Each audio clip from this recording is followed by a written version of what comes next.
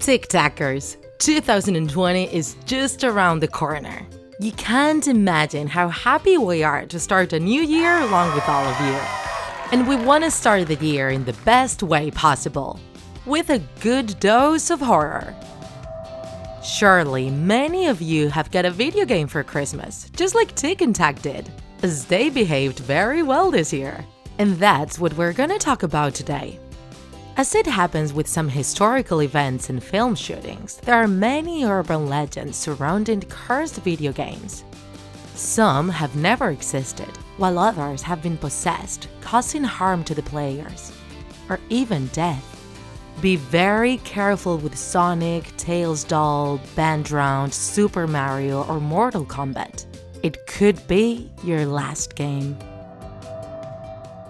Same as almost everybody, I'm a big fan of Sonic the Hedgehog. I like the new games, but I don't mind playing the classic ones either. It all started a summer afternoon. I was playing in my room when I heard the mailman leave something in the mailbox. I stopped the game and went for the mail. There was only a CD box and a note. It was from my best friend Kyle. I hadn't heard from him for 2 weeks. The note looked like it was written in a hurry and it said, "Here, I can't take it anymore. I have to get rid of it. I trust you can do this for me. I can't. He's after me. If you don't destroy this CD, he'll come after you as well. It's too late for me. Destroy the CD. Do it quickly. Don't even think about playing. That's what he wants you to do. Just get rid of it, please." Kyle. After reading the note, I didn't understand anything. Was Kyle playing with me?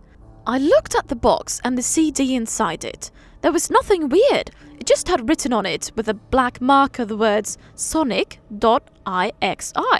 How could this hurt me? Truth is, I really felt like playing. I've told you already, I'm a big fan of Sonic. I went up to my room and installed the game.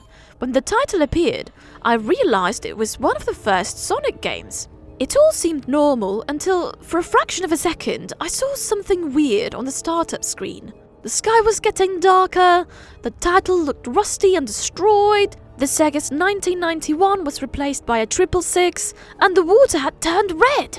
The most horrifying thing was Sonic's eyes, black and bleeding, with 2 shiny red dots looking at me. His smile was also scary.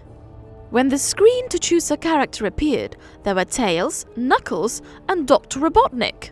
Now I knew for sure something was going on. I mean, how can you play with Robotnik in a classic Sonic game? At that point, I realized I was playing a hacked game. I kept on with it. I chose Tails and the game froze for like 5 seconds. I heard a chilling laugh. I started to play and I made Tails run as I would have done with any of the classic Sonic games.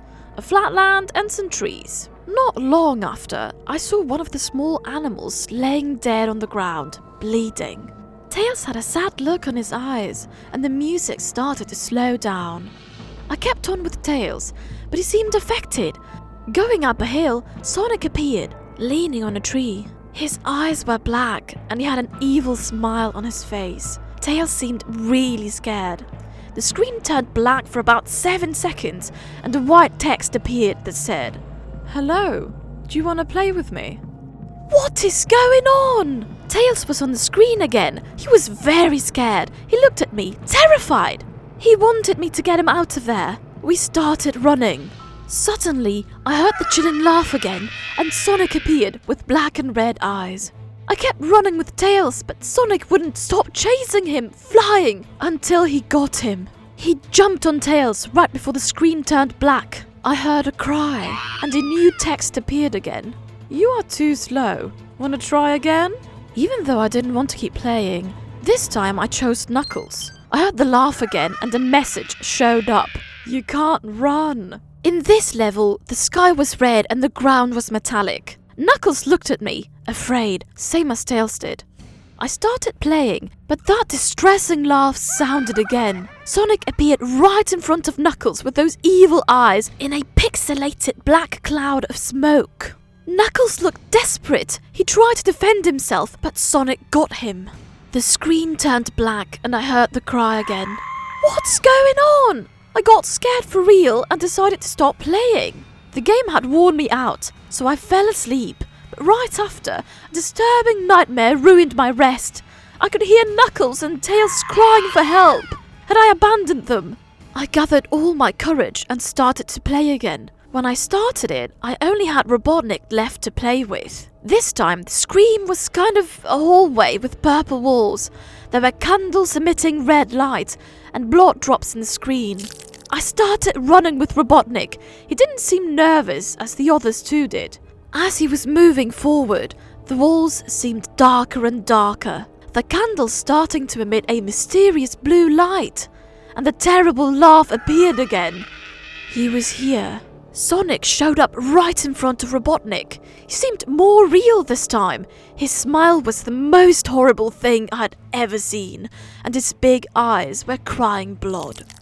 I was paralyzed with fear. Tails, Knuckles, Robotnik, and probably Kyle had disappeared because of this macabre hedgehog. I was going to be the next one. I saw the super realistic Sonic jumping out of the screen. He was coming for me. The screen turned black. At that moment, I nearly passed out, and the last text in black appeared on the screen. Ready for round 2, Tom?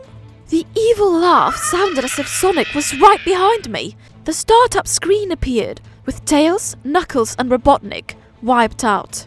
I cried for them. They were trapped forever in that cursed game. I tried to get the game out of my computer, but I couldn't. I heard a voice, a whisper. Try and keep this interesting for me, Tom. I turned around and I saw where that voice was coming from, and what I saw made me scream. Sitting in my bed, there was a Sonic stuffed animal, smiling, with blood stains on his eyes.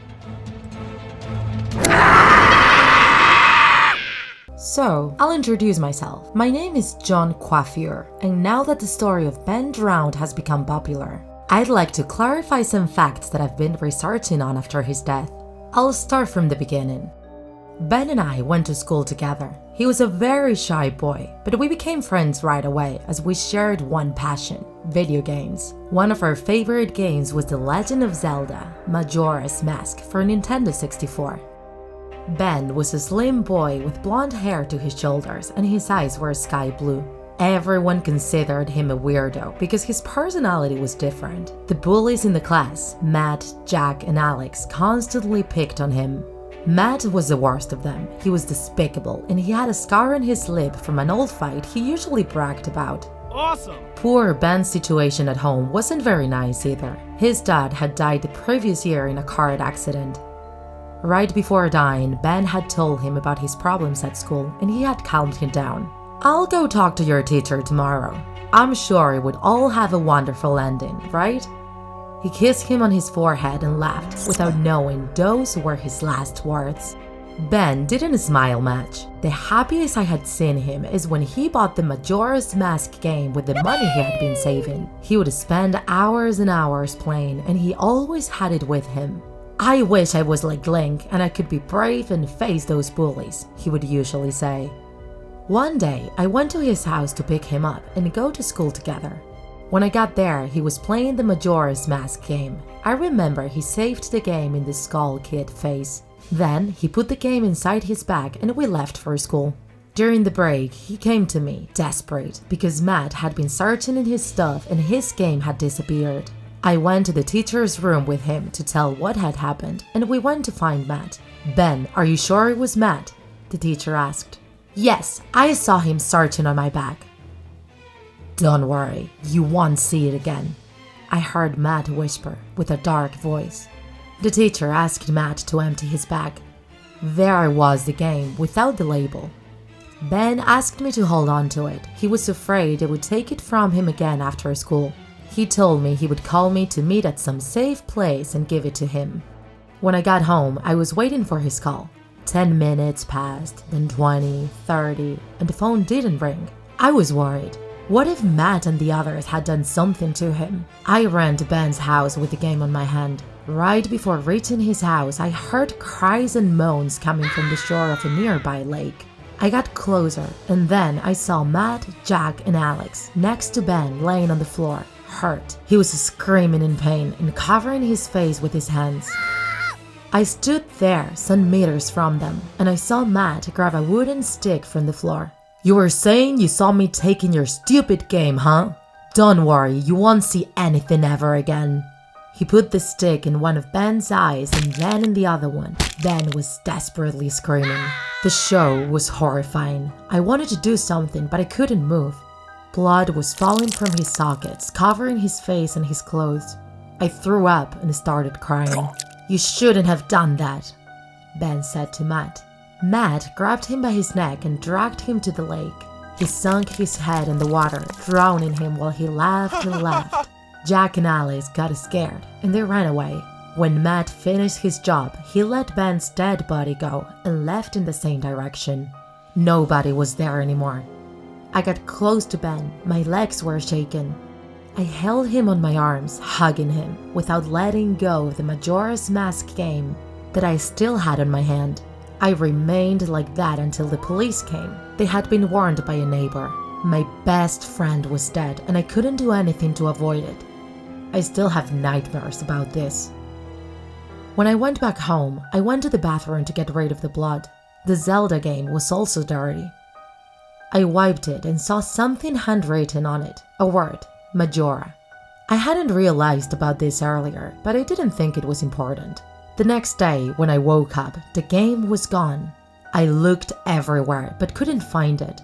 After telling the police about what had happened, they sent Matt to a juvenile detention center. 3 days after that, his death under strange circumstances was on the news. They said his eyes had come out of his sockets while he was playing The Legend of Zelda Majora's Mask. On the TV, they showed a picture of the game. It was exactly like Ben's, the one I had, with the same handwritten word. I almost passed out. I felt a chill. What was happening? I started investigating and I found out Jack and Alex had also died in the same way as Matt. It had to be Ben's revenge. But things didn't stop there. Everything started to get more serious and more deaths took place. I got in touch with people who had played the same version of the damned game to know what was different about it from the original. There was a saved game with Ben's name. Usually, Skull Kid would show up in faces where he's not supposed to be, staring at you. And Link's sinister statue followed you everywhere, doing weird things with evil, bloody eyes. One day, I borrowed the game. While I was playing, Link's statue appeared, and when the game was over, one of the screens said, "You've had a terrible ending, right?" I was stunned. It was a very similar sentence to the one Ben's dad told him before the accident. There was a face that didn't appear for the other players. When Link was dying, the dialogue said, "Even though you didn't help, I don't hold anything against you, my friend." So it is true. There is a cursed version of the Zelda game where Ben drowned enjoys playing with your mind to scare you. His image will haunt you even when you sleep until you probably lose your mind. I remember when I was young, I used to love my Nintendo 64. I used to spend hours and hours playing in my room. Time just flew. I have a couple of favorite games I had completed several times, but without a doubt my favorite one was Super Mario 64. I knew it by heart, from beginning to end. That's why I got really mad when I lost it. My family and I moved into a new house and the game disappeared during the move. With time, I stopped playing Nintendo 64 and forgot all about that. But one night, late at night, while I was on the internet, a strange pop-up appeared, selling old copies of the Super Mario 64, brand new. Nostalgia got me and I decided to buy one. When I got it some days later, I could tell it was a cheap copy. The box didn't have any cover and the game card only had the name of the game handwritten with a marker. I felt fooled and I tried to complain, but the webpage where I had bought it wasn't there anymore. And the contact email simply sent the emails right back as if it didn't exist. Upset but curious at the same time, I decided to dust my old Nintendo 64 and give it a try. After the title screen, Mario's face appeared. You could actually reshape his face, and I wanted to have some fun stretching his ears. But suddenly, a static interference showed up in the screen. And the weirdest thing, strange sounds started coming out of it, and what seemed to be a whisper of a nearly inaudible voice. I took the game card out and I blew into the slot, an old trick I had had since I was a kid. When I started it again, I passed Mario's face screen and started a new game. It was weird that there was no introduction with Princess Peach's video inviting Mario to her castle. Instead, I was there directly, but something was different. The place was darker and gloomier. Toad wasn't around and you couldn't hear any voice. The only door there went to the room at the level of the Bob-omb's battlefield. When I went in, I saw that instead of the Bob-omb picture, there was a white canvas. I thought it was all glitches, short-lived faults in the game since it was a cheap copy, so I went inside the frame. The screen went black, and instead of the name of the mission, a message appeared saying, "Turn back." I was in the Bob-omb battlefield, but I wasn't alone. Luigi was with me. That really surprised me. I didn't recall him there in the original game. When I went towards him, he ran away, and I went after him. Suddenly, everything started turning gloomier and gloomier. With each coin I got, the scenery went darker and darker, and the music and the enemies became slower and slower, until suddenly, they just froze and laid dead on the floor. I couldn't see Luigi anymore, so I went to the top of the mountain, but I didn't see the King Bob-omb waiting for me, only a small cottage. I opened the door and was shocked when I saw Luigi hanging from the ceiling, while I heard a sad and annoying piano song. Mario fell on the floor on his knees and started to cry. The screen went out and I went back to the castle, but that had changed as well. Lots of toads were around me, with black eyes and a macabre expression on their faces. And the most terrifying thing of all, the frame had a picture of my own family now. I got so scared that I wanted to turn it all off, but I couldn't. Even unplugging the whole thing, the screen was still on. It was forcing me to keep playing. So I jumped into the picture and I started the only mission that came up, called Run, Don't Walk. I was in a place with a lot of platforms over poisonous water. A strange shape, an undefined black bulge appeared and started to crawl after me. I jumped from one platform to the next. I really couldn't escape, until finally it got me and slowly consumed me. I lost one of my lives and I was kicked out of the frame. But now, the picture of my family had changed. Their bodies started to show signs of decomposition, as if they were recent corpses. The effect was too real to be done by Photoshop. It did look like a real picture. Desperate, I wanted to stop seeing that grotesque image, so I jumped inside the frame again. This time, the mission was called I'm Right Here. I was in a dark room with no exit or refuge. There was a piano at the back, and when I got close to it, it turned into a horrendous creature and started to chase me. I couldn't hurt it, so I had to let myself die. But instead of the typical death sequence, Mario fell on the floor, started to bleed, and his guts scattered all over. It was grotesque, but it became completely terrifying when little by little it turned into a real image. A truthful reconstruction of a dying Mario. Paralyzed, I couldn't do anything but observe until Mario was kicked out of the picture again.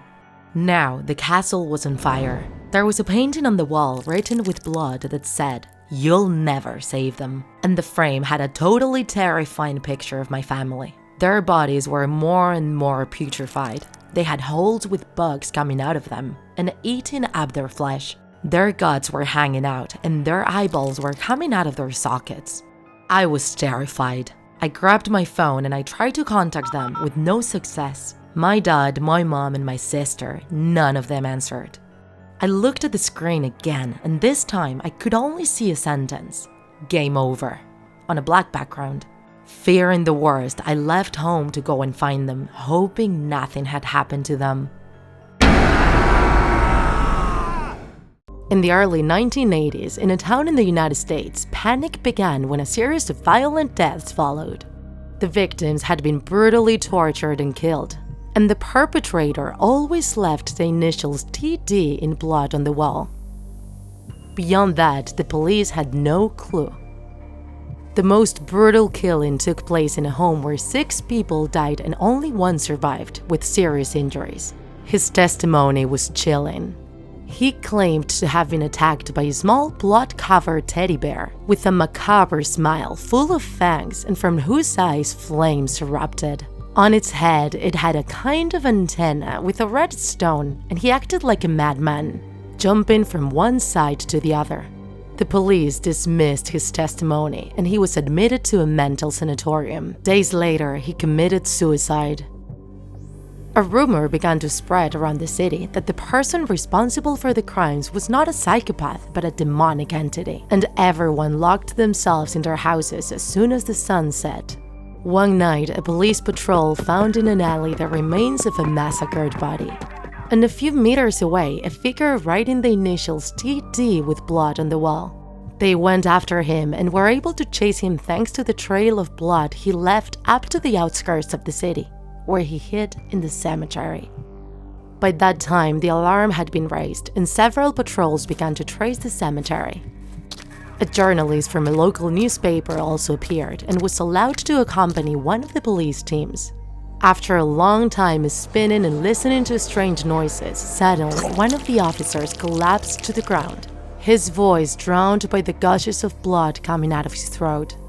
While the other policeman was helping his partner, the journalist reacted quickly with his camera and took a snapshot in the middle of the darkness. When he later revealed it in his lab, he couldn't believe what he saw. A small teddy bear appeared standing on a tomb, holding in his hand a blood-stained axe. The image confirmed the description given at the time by the previous victim, and when it was published in the press, people got hysterical. It was no longer enough to close doors and windows. Rosaries, incense, holy water, and any other religious object that could protect against that demonic being were used. They went massively to ask the parish priest what they could do in the face of such a threat, and he answered that faith was the only salvation. A vigil of prayers and supplications was summoned and lasted for several days without interruption. People turned to the heavens for help to weaken the monster's power. Suddenly, one night, the creature appeared, kneeling before the priest. Blood and flames gushed out of his eyes stronger than ever, and his desperate cries tried to silence the people's prayers. The priest gathered the courage to stand before him, uttered a few verses, and sprinkled him with holy water. At which point, the monster gave a scream of pain and exploded like a great blood bubble, soaking everyone present. At last, the curse was over. Everything went back to normal, and people tried to forget that gruesome experience. Until much later, in the late 1990s, when Sega released for its Saturn console a new installment of its Star saga, Sonic R. It was a revolutionary three-dimensional racing game that included a couple of secret characters that could be unlocked as rewards. In a home in Los Angeles, California, a mother called her son, who had been locked in his room for hours, for dinner, playing this new title. After several unanswered attempts, she went upstairs ready to scold him, but what she found left her disenchanted. Her son lay on the floor with blue lips, foam in his mouth, and dilated pupils. The console was on, and a song from the game Can You Feel the Sunshine kept looping, with a cheerful tone that gave it all a bizarre atmosphere. It was ruled that the boy had died of an epileptic seizure from playing for too many hours at a time, which was strange because he had no family history of this disease. After the funeral, the family gave away all his toys and belongings. The video console went to his best friend, who connected it at home and found that just before he died, the boy had unlocked a new character. It was called Tails Doll, the dark version of one of the protagonists of the game, which looked like a stuffed animal with an antenna with a red light on his head. This fact became known on the internet forums and began to spread the rumor that the bloodthirsty TD had returned to action through the macabre character of the video game. Sega didn't take long to react and made it disappear from all its products. But it was too late, and the nightmare became reality again. A few weeks later, there was a new murder. Once again, a brutally tortured corpse and an inscription in blood, this time more extensive. It said, "Thank you for your fear and for bringing me back to life. From now on, I won't have a body. I won't need it anymore. Because I am Tails' doll."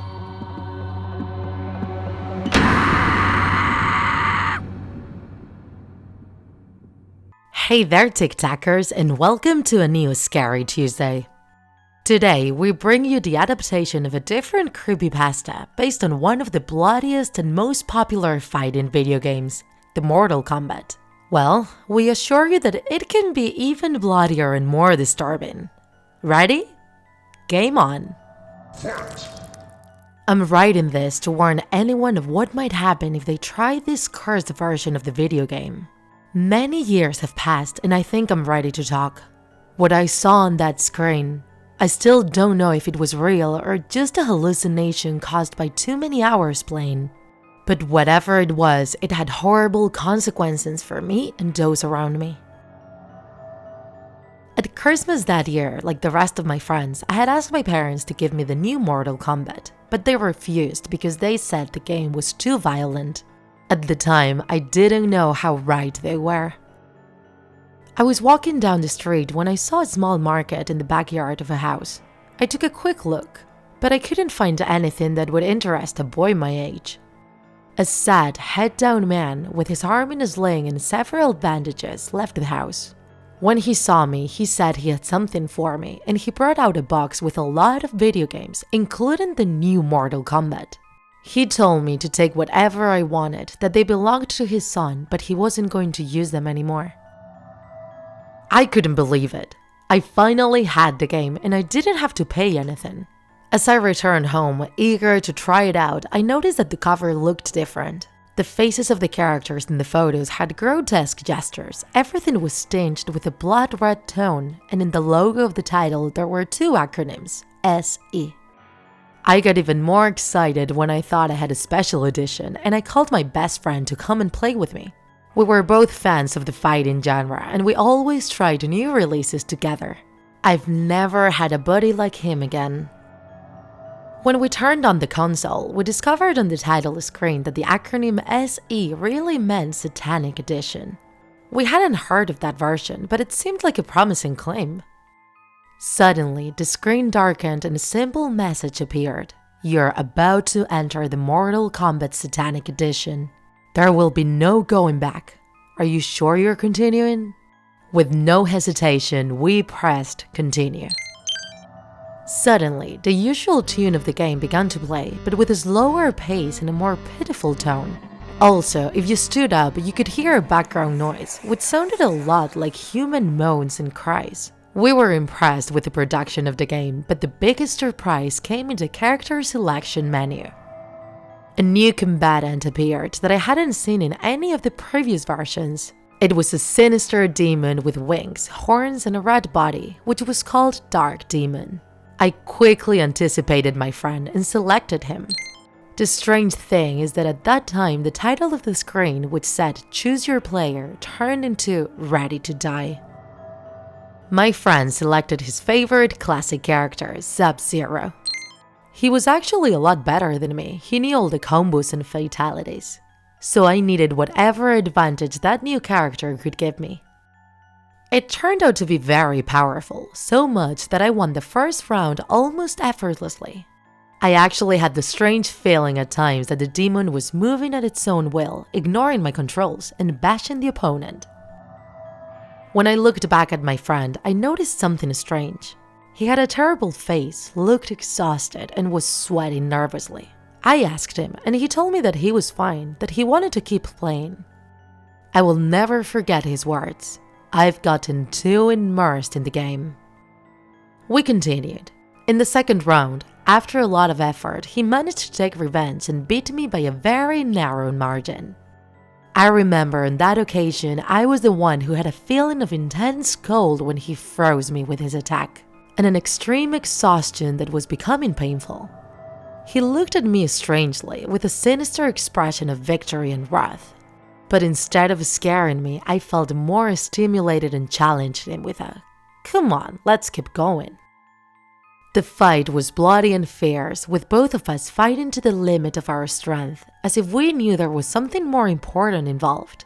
Each blow hurt me as if it had really been given to me. I also remember my partner's grunts of suffering. The two best friends were suddenly the deadliest enemies. And at the last moment, when we were at our limits, I won.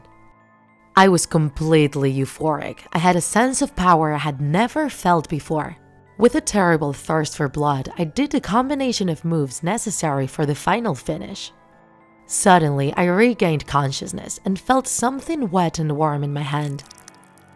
I turned around and noticed that I had the heart of my friend still beating, which I had ripped directly from his chest. I raised my head and could see how he was looking at me with panicked, glassy eyes, which seemed to say that his life had been too short. I could not believe it when I saw my hands bloodied and the froth coming out of his mouth. I stood there without thinking, feeling pitiful of myself. Killing in a video game seems easy, but in reality, I think that at that moment I felt almost as terrified as he did.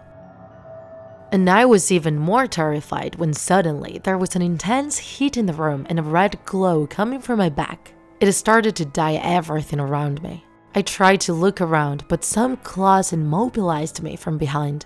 On the screen, there was now an endless bed of corpses piled up and half-eaten. I was overcome with nausea and was about to puke when a breath, accompanied by a strong sulfur smell, whispered behind me.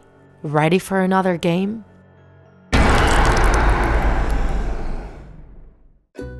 If you enjoyed this video, don't forget to like it, and if you want to see more Draw My Life videos, subscribe to our channel. See you in the next episode!